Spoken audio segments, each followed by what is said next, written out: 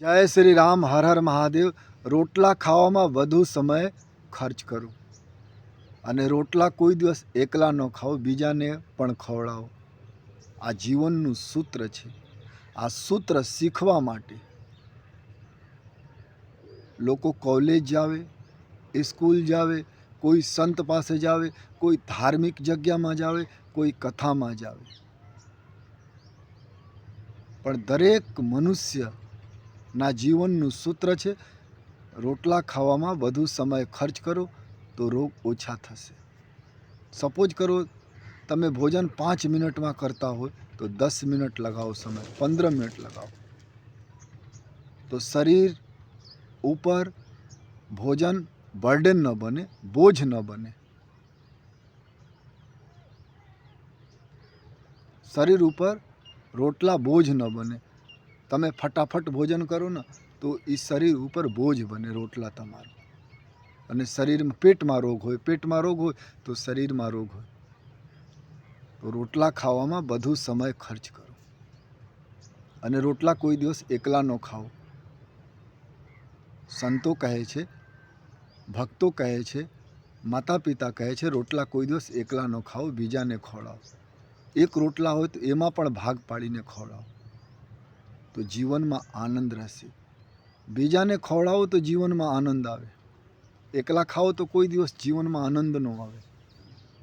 કોઈ મનુષ્ય એકલા ખાવતા હોય, ખૂબ સંપત્તિવાન હોય, ધનવાન હોય, એકલા ભોજન કરતા હોય, એ કોઈ દિવસ આનંદિત હોઈ ન શકે. જે આધ્યાત્મિક આનંદ છે, એ સ્પિરિચ્યુઅલ હેપીનેસ છે, એ તો બીજાને ખવડાવીને આવે, મદદ કરીને આવે. તમે રોટલા રોજ ખાઓ, કોઈ દિવસ આનંદ આવે? અમુક માણસોને આવતો હોય, બાકી તમે રોટલા બીજાને ખવડાવો ને તો આનંદ આવે.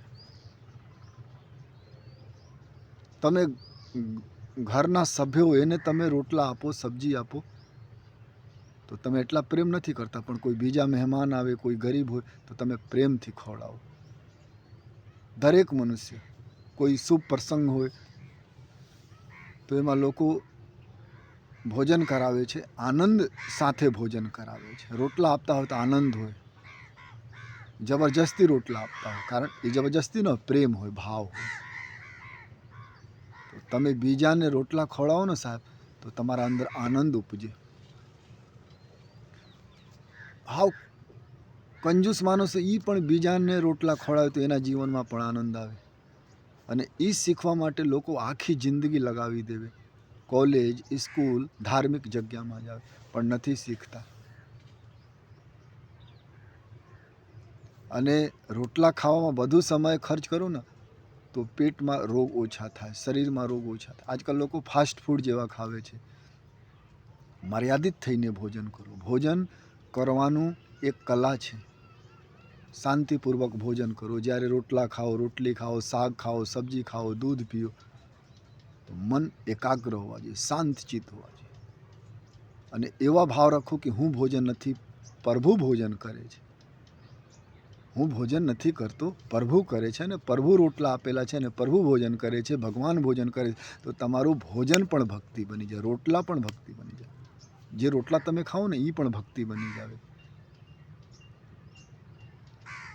અને બીજાને ખવડાવો રોટલા તો એ પણ ભક્તિ બની જાય. તમે જે રોટલા ખાઓ એ પણ ભક્તિ બની જાઓ, બીજાને ખવડાવો એ પણ ભક્તિ બની જાઓ. ક્યારે? જ્યારે હું નથી ખવડાવતો, ભગવાન ખવડાવે છે, એવા ભાવ રાખો તો રોટલા પણ ભક્તિ બની જાય. તમે જે રોટલા ખાઓ એ પણ ભક્તિ બની જાય. તો શરીરમાં રોગ હોય ન હોય. શાંતચિત્ત બેસીને વિચાર કરો કે હું રોટલા નથી ખાતો, મારો ભગવાન ખાવે છે, સાંવરિયા ખાવે છે, રામજી ખાવે છે. તો શરીરમાં રોગ ના હોય અને તમારા પાસે સમય પણ બચે. જ્યારે તમે સમજો કે રોટલા ભગવાન ખાવે, ત્યારે તમે શાંત ચિત્ત, એકાગ્ર ચિત્ત થઈને ભોજન કરો.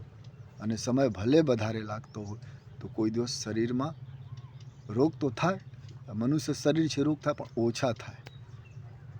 ભોજન કરવાનું કલા શીખી લો અને બીજાને ખવડાવો તો આનંદ આવે. અને આનંદ આવે ને એ તો ભગવાન છે. અને જેના જીવનમાં આનંદ હોય એના શરીરમાં પ્રભુ રહે છે, એના શરીરમાં ભગવાન બિરાજમાન રહે છે. બાકી જે ભેગા કરે, સંગ્રહ કરે, એ મનુષ્ય માટે બરોબર નથી સંગ્રહ કરવાનું. સંગ્રહ તો કીડી પણ કરે, સંગ્રહ રોટલાના કૂતરા પણ કરે, કૂતરા પણ રોટલા દાંટે, બીજા પશુ પંખી પણ સંગ્રહ કરે. પણ મનુષ્યના જન્મ સંગ્રહ કરવા માટે નથી, ભેગા કરવા માટે નથી, બીજાને આપવા માટે છે.